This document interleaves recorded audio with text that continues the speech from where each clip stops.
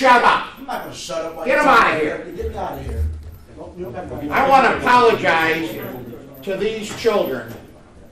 And I'm so sorry for some reason your mother ever ran into this guy. Wow, folks. Buffalo, New York. A judge admonishes a defendant. Shut up! Get out of the courtroom! That's a sentencing hearing during a man who was convicted for murdering his own wife. And he makes excuses, blames the system, and the judge just had enough. Check this out right here. We join with the family in asking for the maximum, which of course is 25 to life. In this case, he deserves every minute of it, and any future parole board should never let him out. He did not learn his lesson from his convictions in 2000. He takes no responsibility for his actions whatsoever. I don't know if they read these sentencing minutes, sometimes I wonder, but we join in the family in asking for the maximum punishment. In this case, it is well deserved. Thank you, Mr. Dell. Your Honor, I reviewed the pre-sentence investigation. I don't have any objections to it, and I have nothing to add here. Now, Mr. Dell, you know under the law I'm required to ask if your client has anything to state on the record, so I'm doing that now. Yes, Your Honor. Go ahead.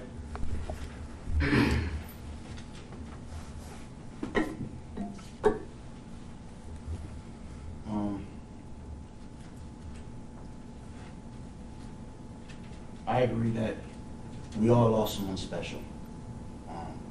Regarding characterization that stated, I want to address that, but we all lost somebody special. I lost a wife and a family, and the family that we spent time with and enjoying with the Hudson family.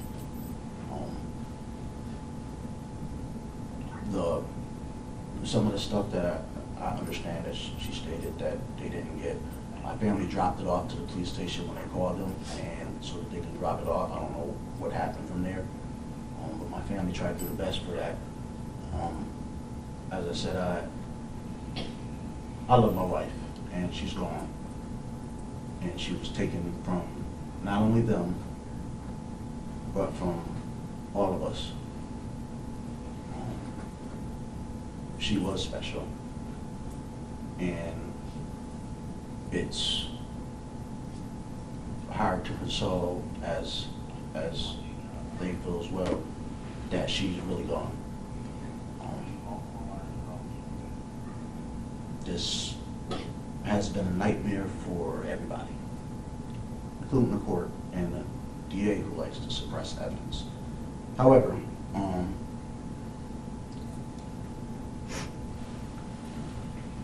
as I said, this has been a hard time for everybody.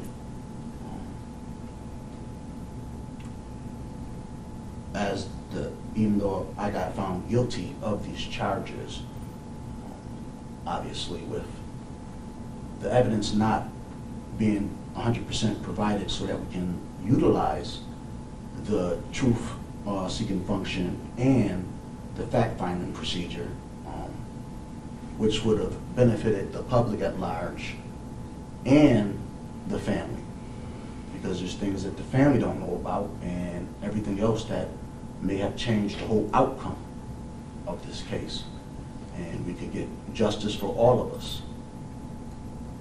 Obviously in this case it hasn't taken place as of yet or today because we all lost someone. The pre-sentencing report, I have to address that as well. I did not see that pre-sentencing report. It was done a while ago. I haven't received it, not as of yet.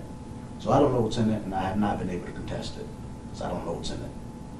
As far as the psychiatric report that was done, as I stated before, and I stand by my statement that that was either not her or she committed malpractice, and I would love to have the medical examining board review this and due process violations that has continued in this case. See, I'm here because I don't want to be here. I'm forced to be here to fight these charges. All right, thank you. You're here because the jury When I was talking. convicted you of brutally And killing your wife. Interrupting me while I'm talking. I don't interrupt you, so why do you keep interrupting me? I know you're the judge, but this Okay, supposed to be due hear me out. process. I've heard enough of this narcissistic. You're a narcissist, and I'm not gonna put this It's family not like you're a again. narcissist because you're talking and you're going all. Shut his microphone off, Yes, and if you shut keep my phone off. talking, I'm gonna do it without you. You'll be in there. I've heard enough from you.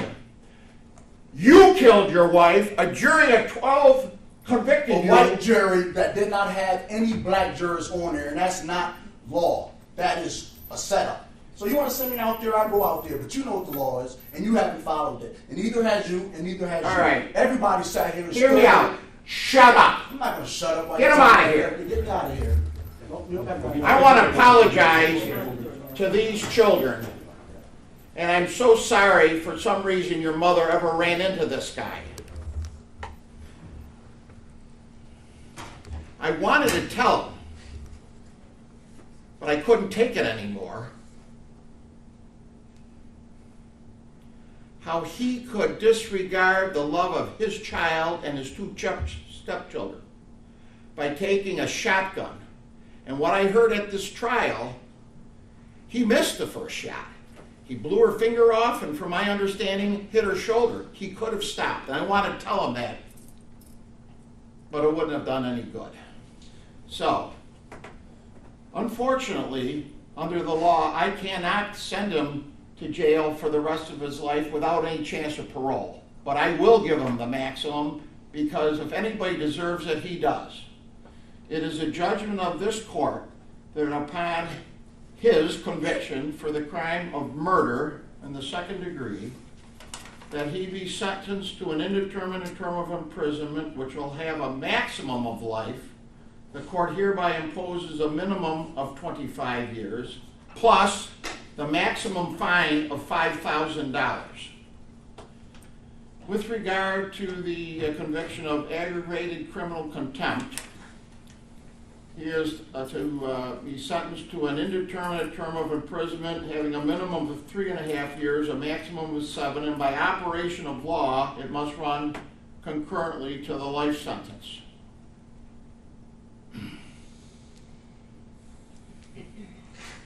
Now, on the misdemeanor charges of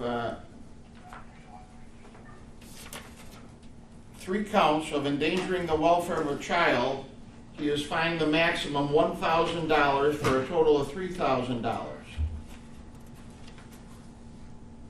Now, the surcharge on the felony is $300, crime victim assistance fee is $25, and a $50 DNA databank fee.